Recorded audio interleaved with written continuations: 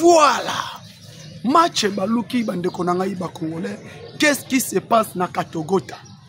Nini ezoleka na kati ya Katogota? Katogota o eza frontière entre République démocratique du Congo. Frontière entre Uvira, Kamanyola et une partie entre le Burundi et le Rwanda. Nini ezoleka na niveau ya Katogota yango tokomeka kosolo na bino awawa Vital Kamerhe au moment où je vous parle vers la chaise roulante bandeko na ngai ba Congolais tokolanda tomeka kolobela bino un peu awawa na chaîne na biso ya Mustapha News Mustapha Télévision MMTV bo s'abonner na chaîne oyo bo partager bo liker be émission yami balé tokobeta na bino masolo sur l'accord entre la République démocratique du Congo et les États-Unis d'Amérique. Mais mingi toko fanda lelo na niveau ya Est ya République démocratique du Congo na kati ya Katogota. Boyeba nini ezokoleka na Katogota awa bokoyeba yango. 14 tonnes yaba armes récupérées à l'aéroport de Njili cachées par Joseph Kabila. Toko beta masolo awawa bokolanda yango na kati ya chaîne na biso Mustapha MMM Télévision. MM Télévision oza chaîne na bino et présente ka émission par moi na mboka Mustapha Mafuta. Bo s'abonner, bo partager, bo liker l'émission. Abonnez-vous, partagez, likez nos émissions et kosala biso malamu mingi. Bande konanga ba Congolais tout moment toyaka kosola na bino si actualité politique, il y a République démocratique du Congo, notre pays. Mais, le lobo qu'on comprendre est que il y a certains politiciens qui ont cannabis, balingaka Congote. Les armes récupérées à l'aéroport d'Enji. Ambition à ba armes wana ezalakini. Boebi était aéroport en Njil.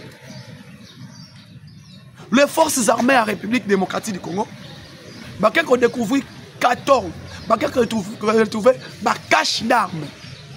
Des caches d'armes et Sika. Alors, les caches d'armes, intention nango ezalakini.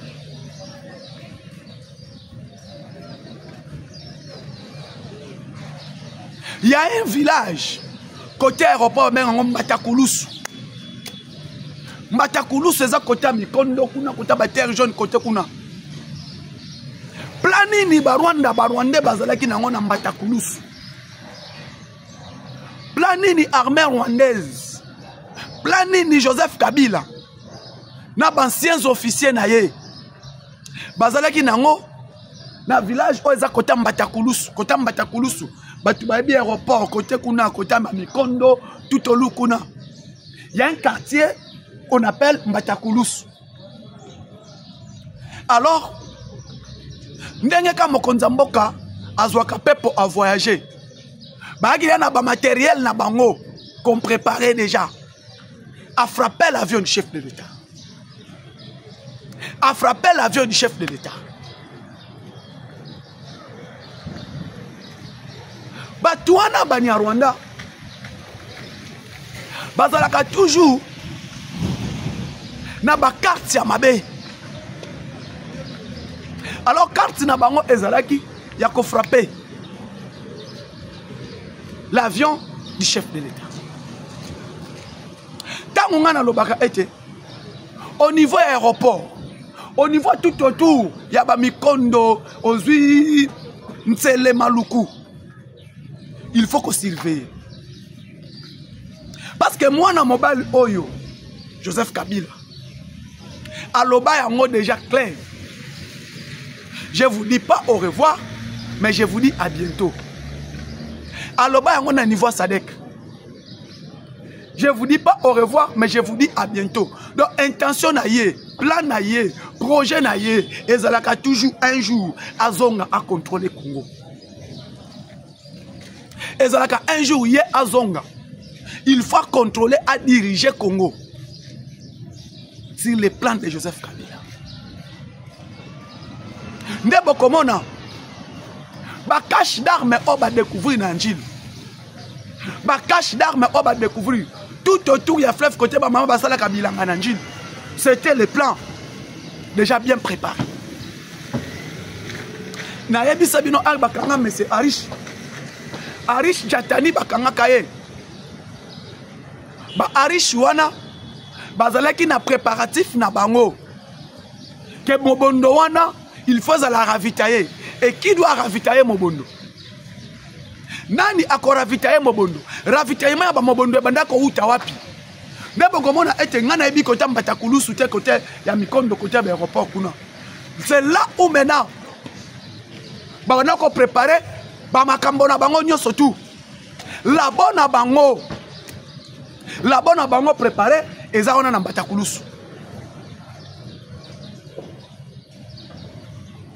Je pense que les officiers savent ça. Les membres de sécurité sont yango. Maison militaire à chef de l'État, basa d'information. Ne omoni lelo oyo. Bato nyon surtout bo omoni abakabili. Il ne parle pas. Parce que baebi était plan abiso tozalaki nango. Laboratoire na so tozalaki nango. Échoué. Bango bachela ki biso manioko na mai. Manioko o bango bachela ki biso na mai. Tolele ngona nguba. Yango mana ebisi bango, on vous fera la guerre, vous ne vaincrez jamais. Bakoko kabiso te parce que le plan ya chef de l'État est tellement makasi.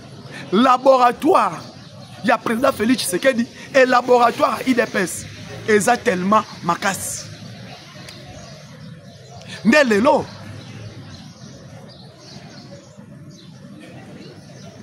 Bakomi Nasuka. Le président Tshisekedi est congolais de père et de mère. Boye biango. Que Tshisekedi Félix, c'est un congolais. Félix Tshisekedi, c'est un congolais qui aime son pays. C'est un congolais qui aime à protéger son pays. Mukolomo côté Félix Tshisekedi à côté Mboka Oyo. Mukolomo côté Félix Tshisekedi à côté Mboka Oyo. Netiba Oyo Msuto Ebi Bazan l'Assemblée nationale, Bazo protéger les voleurs. Ils sont à l'Assemblée nationale pour protéger les voleurs. Ils veulent nous enseigner la Constitution pendant qu'eux-mêmes ne sont pas des constitutionnalistes. Aïe bandeko. Tiwapi. Laboratoire ya Rwanda. Tellement échoué, il y a un zoloba déjà. Na bakambia mboka na bakambia sécurité. Il faut surveiller fleuve Congo. Tout autour, entre fleuve Congo, il faut qu'on surveille. Entre Ngambu ya Brazzaville, na Ngambu na biso côté bureau ya président Félix Tshisekedi ezali. Côté résidence ya Mokonza Mboka ezali. Parce que France, na Rwanda, na Brazzaville, bauti kokutana. Bauti kokutana. Entre vieux jaloux, il y a Brazzaville, na Kagame, na Madame Macron. Madame Macron, Baouti Kokutana. Sassou Nguesso, c'est lui qui a vendu des terres au Rwanda. A Tekelaki Rwanda, Mabele. Et Mabele, on a Tekelaki Rwanda. Kagame, o Atiki, Kenya. Atiki, Soudan. Atiki, tout autour, va payer EAC au Azalango Mamba. Mais il y a Mabele wapi na Brazzaville. Il y a Mabele na Brazzaville pour quelle intention? Il y a un moni. Les Mobondo là déjà, comment on a Mobondo. Et c'est là qui déjà, coup dire préparer qui n'est pas Sassou Nguesso. Sassou a préparé qui déjà coup dire pour frapper la vie de Kinshasa. Et les Mobondo là, et c'est là qui déjà préparatif, il y a la bonne banque. Na fanda na mituna ravitaillement ya Mobondo bandaki ko uta wapi. Ravitaillement ya Mobondo e bandaki ko uta wapi. Oh, ravitaillement na bango ezalaki quelque part. Et lelo bokomona ete plan nyonso tout nyonso bango bazo bomisa ezoko simba te. Bazalaki na posa ba frapper aéroport Wanjili. Frappe na aéroport Wanjili. Ndenge président soit akendaka na tribune des Nations Unies, soit à la diplomatie, la diplomatie à Congo pour protéger la République démocratique du Congo. Alors, laboratoire na bango zalaki, va frapper aéroport en Jil. Soit va frapper avion à Mokonzamboka. Nde bomoni ete. Bamoni. Cop na bango ba chaki déjà. Carte place ba tressa ki biloko na bango. C'était na Mbatakulusu. Et simbité. Alors Mbatakulusu ba tubaye bien ngote. Na expliquer bino yango. C'est côté ba mikondo côté ba nini kuna. Il y a toute une quartier qu'on appelle comme ça. Alors lelo oyo bande konangai ba congolais le plan que Kagame avait a lamentablement échoué. Échoué. Ah, fatigué tout. Kagame, Kabila, vous allez pleurer. Bon, comme ça, là, tous les plans que vous allez créer, ça ne va pas tenir. Parce que le Congo a un Dieu. Le Congo a un président qui protège cette république, qu'on appelle Félix Antoine Tshisekedi Tshilombo. Et le Dieu de la République démocratique du Congo ne va pas arracher et ne va pas abandonner le Congo. Ne bokomo na été bako preparaka ba carte na bango nyonso bondoki bako preparaka onyoso bako luka basala pour la République démocratique du Congo et ko simbate siko ba cartouche bazalaki nango tous ces cartouches o bazalaki nango herba moni échoué basali ndengeni. Entré dans la ville de Goma, dans la zone est, parti à une mission Oyo, boti de l'ango président de la République. Et parti à une mission Oyo, parti on en a loba. Et comme nanda quoi chef de l'État, et comme pas président, et comme paix, et pas chef de la maison militaire à Mokonzamboka, et puis et comme un état-major général. Il y a un général. Il y a un général, Azalaki Nakatia, Nord Nasi Kivu, précisément na Uvira, Bauti Kolongole Batinde na Est Nakatanga. Parce que les Ouazalendo, il y a eu tractation entre les Ouazalendo et les forces armées, il y a la République démocratique du Congo, notre armée. Mais but c'est qu'on déplace général Wana. Le nom m'échappe. Bawazalendo batele melaki l'officier. Parce que ba M23 ba kotaki na Katoga. Ba koti na Katoga, ba sali vidéo. Nous sommes déjà Katoga, dans Uvira déjà. Parce que Katoga c'est le premier village à entrer à Uvira. Donc la base entrer à Uvira, premier village. Ba koti ba sali vidéo il y a 5 minutes. Bancercle bango pa bawazalendo. Banyarwanda bancercle bango pa bawazalendo. En bancercle bango babandi ko frapper bango. Parce que na kati ya Katoga wana il y a forces burundaises, il y a les forces armées de la République démocratique du Congo et il y a les wazalendo. Et là on a kamwaka Kagame. Riozo ya omoni déjà. Il y a les forces burundaises qui sont là. Au bazar facilité à corrompre. Que tu sais que non, là, il y a l'armée burundaise qui sont là, qui ne corrompt pas jamais.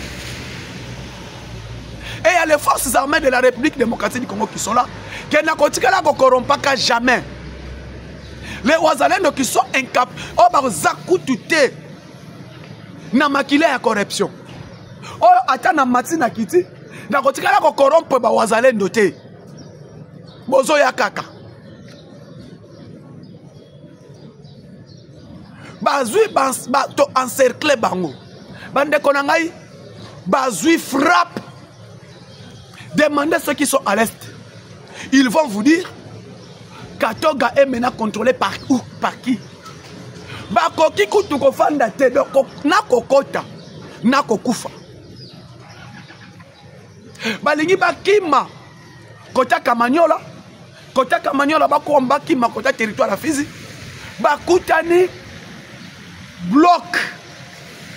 Parce que Kamanyola, il y a les forces armées de la République démocratique du Congo qui sont là. Et il y a les Ouazalendo qui sont là. Parce que selon l'esprit de Joseph Kabila, Il faut récupérer, contrôler Uvira. Dès que nous allons prendre Uvira, on va attaquer maintenant le territoire de Tanganyika. On a un territoire de Tanganyika. On a une province de Tanganyika. Donc on a une facilité pour te frapper, pour contrôler Tanganyika. Alors pour te contrôler Tanganyika, il faut te récupérer le plateau d'Uvira. Tu récupérer Uvira pour te frapper Tanganyika. Bandeko. Et là on a s'appelé à Wazalendo. Et là on a s'appelé à Mboka Wazalendo. Et puis général Makaniki. Et général Yakotumba. On a bengaka général Yakotumba fort. Général Makaniki. Oyo akwenda déjà.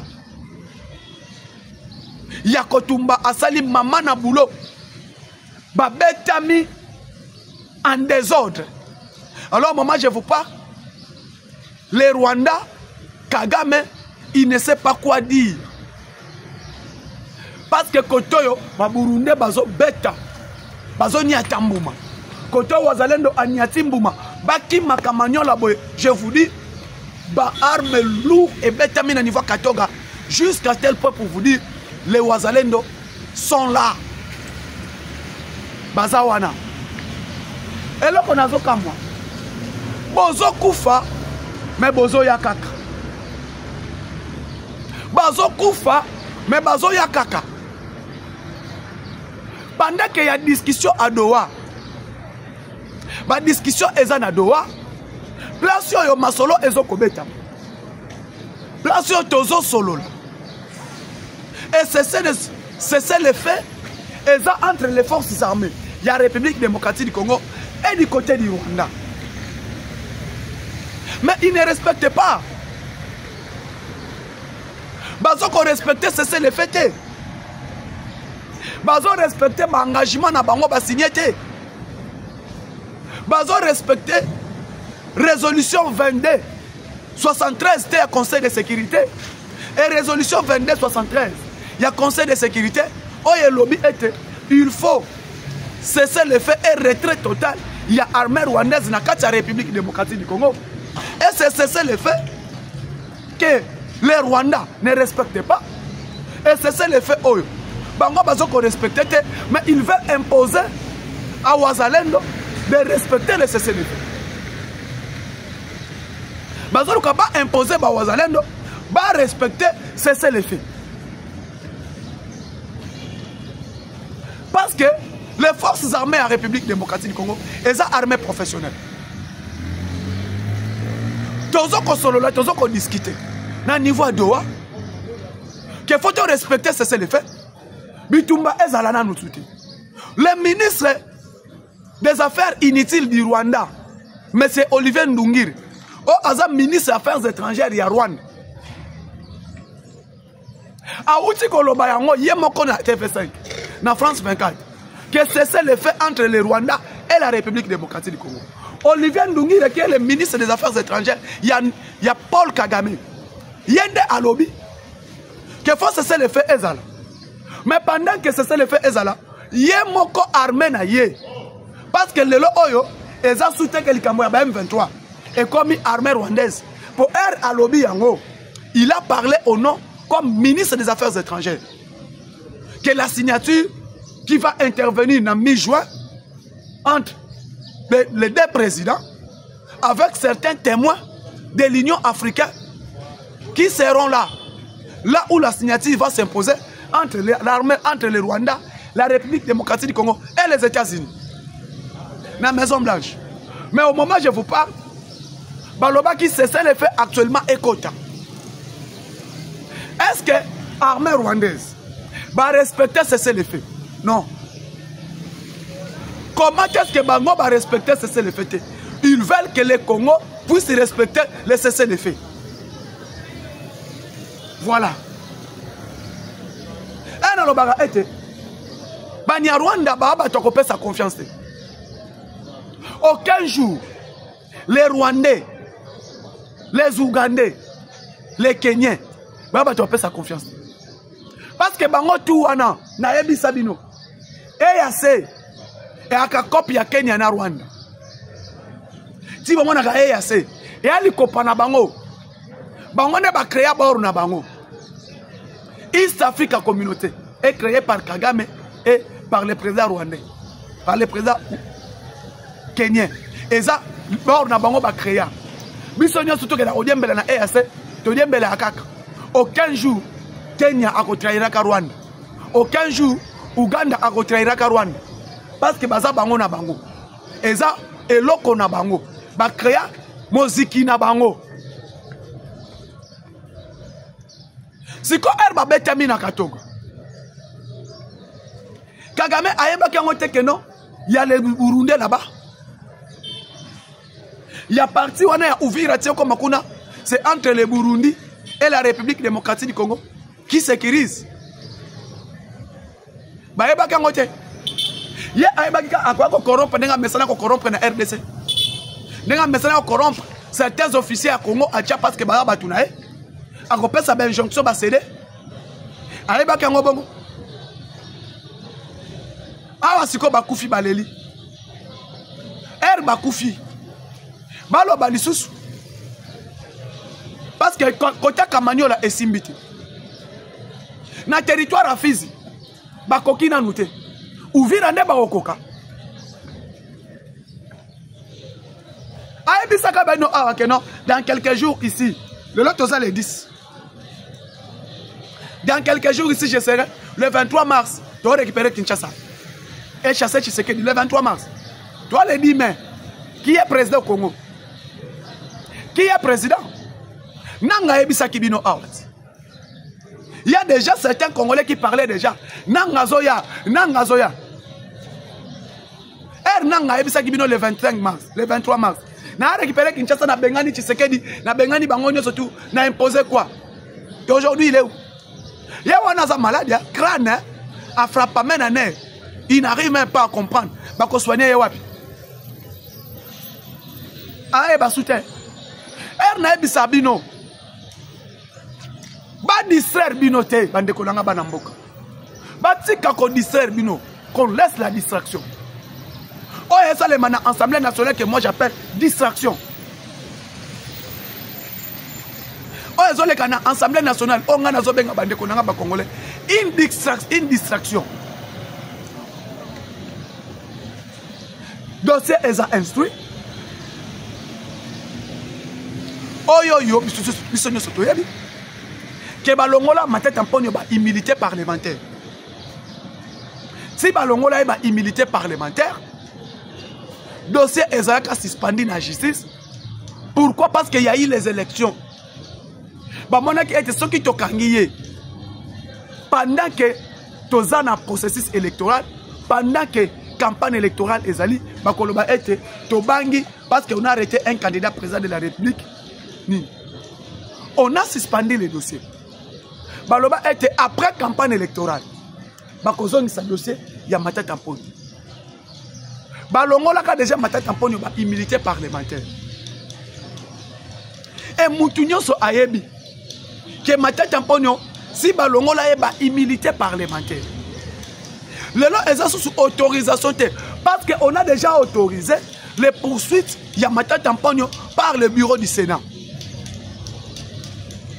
Et les lots, bande koba congolais, Herbozo Mona, Eza Soni, Eza Passi, Eza Pemawa. Il y a comment on a été un président de l'Assemblée nationale, un économiste qui veut enseigner du droit chez les hommes de droit. Moutalingo peut s'accourir à droit et pas un homme de droit. Un économiste.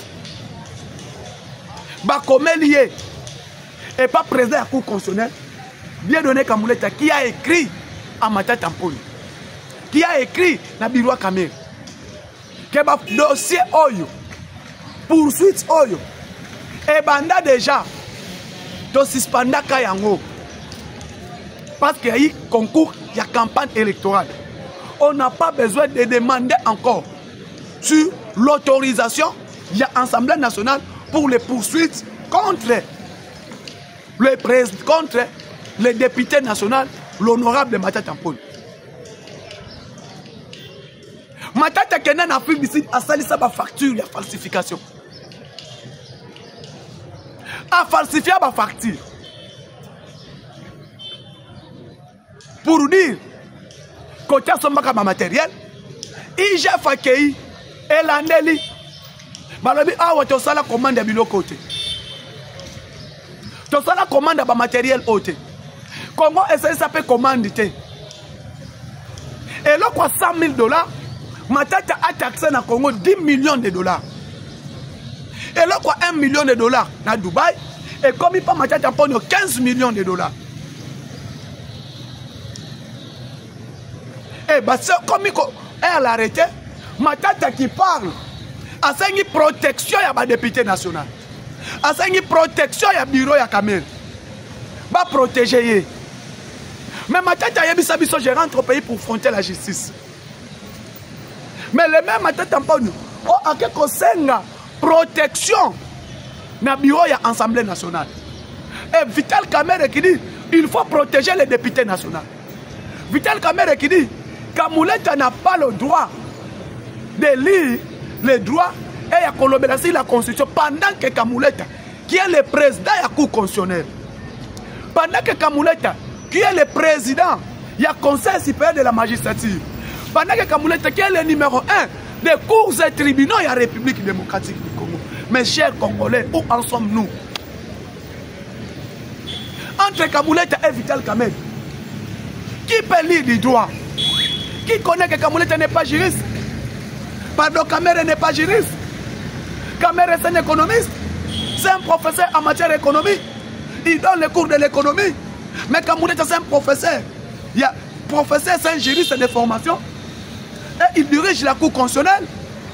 Et les lois, je pleure. Miami Sozo Kitangai. Ah! Na bato to benga ki bato maele na mboko. Un juriste balingi batangi c'est droit pas un économiste. Yango lobi na lobaki dans un pays où les droits, où la politique est au-dessus du droit, où les lois du pays sont contrôlées par la politique, ce pays-là est foutu. Moi, quand on est à la Kakokoufa, les lois oyo, matata mponyo asaïsa ba facture ya lokuta. Et j'ai fait que na partout où matata somba biloko. Na ba facture où matata pesa. Et là qui ça? Atikala ko somba ba matériel wanati. Et ba prix na ye a pesa. Et ça ba prix ya falsification. Ne omoni akimi akel luka ba député national va protéger ye. Va protéger ye parce qu'il a poursuivi par la justice. Et voilà les conséquences. Vital Kamerhe qui veut lire le droit. Excellence président de l'Assemblée nationale qui est l'économiste. Banomaye veut ya économie. Veut économie à Ebisa Bisso. Dans quelques minutes, dans quelques jours, $1 est qu'on en a 1000 francs. Ou $1 est qu'on en a 2000 francs. Où en sommes-nous? Vital Kamerhe veut pas l'économie. Incapable à stabiliser le taux d'échange. Incapable à stabiliser la monnaie. Incapable à stabiliser le prix. Il y a des produits de première nécessité. Oyo, on a Daniel Moukoko Samba comme VPM de l'économie nationale. Daniel Moukoko Samba VPM de l'économie nationale. Depuis qu'il est à l'économie, bon ça là, étude comparative entre l'économie de Vital Kamerhe et l'économie de Daniel Moukoko Samba. Le lot of Kimia, taux d'échange stable, prix de carburant na pompe stable, prix de produits de première nécessité et ça stable avec Daniel Moukoko Samba. Situation de conjoncture chaque vendredi, chaque jeudi, mercredi. Tolani professeur Daniel Moukoko Samba, na réunion situation de conjoncture présidée par madame la première ministre na hôtel du gouverneur, na bureau, na primature. Tant qu'ils ont payé sa prix, il y a stabilité, il y a monnaie. Et les lots, ton directeur, il y a Banque centrale. N'en parlons même pas. C'est les efforts, il y a VPM économie. Et les efforts, il y a ministre des Finances. Stabilité, il y a cadre macroéconomique. Il y a la stabilité, il y a monnaie. Il y a stabilité, il y a taux de change. Les produits à première nécessité. Et ça stable. Prix à carburant à pompe. Et ça quitte. Et à quitter ça, il y a un samba. À ça quitter ça, il y a un sous. Le 6 semaines prochaines. Tu consommes prix à carburant à pompe. Ce qui. Na 2600, 2500. Ce qui est qu'on la cherche, c'est 2700 francs. Avec qui? Avec Daniel Moukoko Samba. Manque à gagner. Oh, l'État congolais a banaki kozwa. Oh, ezalaki de 300 millions à 16 millions avec Moukoko Samba. Comme les VPM économiques. Et toi qui veux nous enseigner, qui nous parlait, que depuis au grand temps, dites-nous. Et les Oyo, les Congolais ont compris qui est l'économiste. Il y a un Moukoko Samba d'abord. En dehors d'être professeur, c'est un technocrate, un économiste de formation. Vraiment, c'est un vrai professeur. Le la qualité de Daniel Moukoko Samba, tu as la Congo, na Congo, tu as la Mabi Moulumba, tu as la peut-être professeur Fundao. Peut-être qui encore. Donc quand je vois Mabi Moulumba, Nathalie Moukoko Samba, qui encore? Un VPM économie qui n'a jamais détourné. Au Tirala Koyoka été là-bas, Magoui, c'est Daniel Moukoko Samba. Et tu connais Mata Tamponi, le lot Obinoba, tu vois en Assemblée nationale, que Moukoko qui vous a formé sur le plan économique, Moukoko Samba Moutou Atang Sibino. Il y a une excellence Daniel Moukoko Samba, quelqu'un qui ne parle même pas. Il y a un Congo le loin. Le ministère de l'économie, le ministère Rwanda. Et le ministère est réservé par les Congo. Tala le long de l'économie économie. Qui peut parler? Prix à maïs, na Kassai, na Katanga, est stable avec Moukoko Samba. Et tu as importé, tu as lié local. Et les loyaux, parce que Matata qui me lit pas inayo. Soit pour l'économie et pas Moukoko Samba. Là, tu as Moukoko Samba, attends Sabino bilan, attends Sabino comptabilité à partir double, attends Sabino yango. Pas pour comprendre les notions de l'économie. Mes frères congolais, aujourd'hui je vais vous dire une chose. Bande Konangaï, parlons un peu du ministère des Finances. Ministère des Finances. Excellence Doudou Fouamba. Lukunde Libotaï. Oyo Abouka Kachopo Yemoko. Le ministre le plus populaire de la République démocratique du Congo. Le ministre le plus aimé. Il y a peuple congolais. Excellence Doudou Fouamba. Lukunde Libotaï. On a benga le pakebo. On a benga Doudou Béton. Bon, mon ami Salé, ma partout. Les lobes députés provinciaux, ils sont payés 4 mois. Et à effort de guerre, à financer Misala Mboka, à foutu les députés, Bolandien dans le Parlement, dans l'Assemblée nationale. Les députés nationaux sont en retard à payer. Bolandien dans l'Assemblée nationale. En retard, il y a des frais de fonctionnement. Bolandien dans l'Assemblée nationale. Ils ont proposé loi pour la finance Yamboka. Ils ont proposé loi. Excellence Doudou Fouamba parce qu'il aime ces pays. Ministre de la Finance. Alors, Beno, Bino va député national et retard à payer mes athées. Moi, on a Bino Bosokana, Raobank. Et quand tu as déjà Kala, allez récupérer vos salaires. Excellence Doudou Fouamba. Le coup de Libotaï. Il a financé 100 millions de dollars. C'est la toute première fois pour construire 100 km de route dans la ville de Kinshasa. Et première étape, Excellence, Doudou Fouamba a financé. C'est le seul ministre de Finance qui a mis 100 millions de dollars à persévérer la Kinshasa pour construire Banzela. Et aujourd'hui, vous voyez toute la ville de Kinshasa est chanceuse. c'est Doudou Fouamba. Doudou Fouamba finance tous les assemblées provinciaux et les gouvernements provinciaux. Pendant que ça, la banzela. Le lochit Takate Misala Ezongi. Financé par qui? Par le ministre des Finances, Excellence Doudou Fouamba. 1. À stabiliser monnaie. 2. À financer le projet. 3. Soldat militaire et mati. En même temps, à financer effort de guerre. C'est qui? Excellence, le ministre des Finances, Doudou Fouamba, Likunde Libota, il est paquet beau. Bande Konangai. Bah, lelo oyo, na yebisabino MP.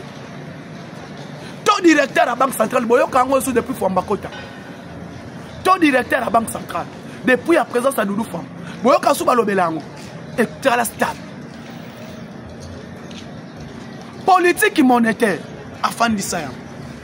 Côté à FMI Banque mondiale, dette. Boyo kango son nom, dette ya Congo, étant dans FMI Banque mondiale. Non, parce qu'il y a quelqu'un qui vient stabiliser la situation. Excellence Doudou Fouamba, Likunde Libota. Tolandi Mouto et Timothée Lenoir. Timothée Lenoir, un journaliste qui ne connaît même pas déontologie journalistique. Timothée Lenoir, que moi je n'ai jamais connu, qui ne maîtrise même pas éthique et déontologie journalistique, a initié pétition. Baba Kouaïssa, gouverneur de la ville province de Kinshasa, Daniel Bumba. Oh, le lot bengaye Bumba béton. Oh, le lot misala partout et au Salem. Bande Konangaï, la République, la ville de Kinshasa est en chantier. Allez voir l'avenue du livre. Comment l'avenue du livre est bétonnée. Allez voir Fatima. Le lobby Batouba Betima, qu'on a Fatima et Sili. Des coins, il y a Ifasik, si aussi sur l'équipe bureau, il y a ministre, il y a communication et tout un avenir de Willery est bétonné. Au Katingambunango est bétonné. Kimouta, que moi je parle aujourd'hui, Babandi qu'on bétonné avenir Kimouta. Et Zalek qui a beaucoup fait, mais Babandi béton na Kimouta. Et Moutou Bandi béton, c'est Daniel Bumba. Bande Konangaï, Kimbuta wana c'est avenir révolution. Azo bande ko bétonné ngo bande Kimbuta ti akomatana ngo na cimetière à Kimbatseke. Bande ko qu'est-ce que vous voulez que ce monsieur puisse faire? Na cadre de projet Kinshasa Ezobonga. 600 km, Daniel Bumba a déjà fait 47 km de l'histoire. Et 47 km là c'est bétonné.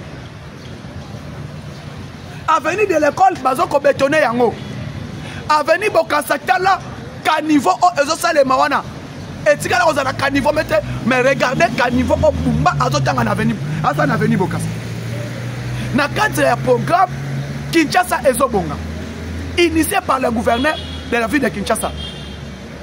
Prenons maintenant avenir Chaba, côté Ngiringiri, il est en train de bétonner ça. Prenons avenir 24 novembre. Azoko bétonné yango. Oh, escale comme ça le matin. Il a initié Kinshasa Ezobonga. Première phase, si des routes et qu'on tire à niveau. On a première phase. Il y a deuxième phase. La ville province, côté Union surtout, on ne parle même pas. On est en train de faire des routes. Jusqu'au mois de septembre, on va finaliser Banzela pour que va inaugurer Zan. Allez prendre avenue Bokassa, Kassavou. Tala Beto Obasan avenue Kassavou. Et c'est M. Timothée Lenoir que je parle, qui ne connaît même pas les déontologie journalistique, qui initie pétition, quelqu'un qu'on a chassé chez Kamere, quelqu'un qui est, moi j'appelle un mandia, Mouton n'a pas dit Ayaba n'a pas position, le lot Azalaki n'a Kabila, l'objet a commis na Kamere, aujourd'hui a commis Pemben à Félix, a commis Pemben à Union Sacrée pour dire que je suis communicateur, n'a initié pétition contre le gouverneur de la ville de Kinshasa. Bande Konanga est au côté les mélaillés. Parce que le lot moni Kinshasa Ezobonga, c'est vrai, parce que Banzela Ezoko Salem. Et Kirage à Bakanivo Ezoko Salem. Donc soutenez ville province de Kinshasa, soutenez Mokolo Lobby. Ciao, à la prochaine.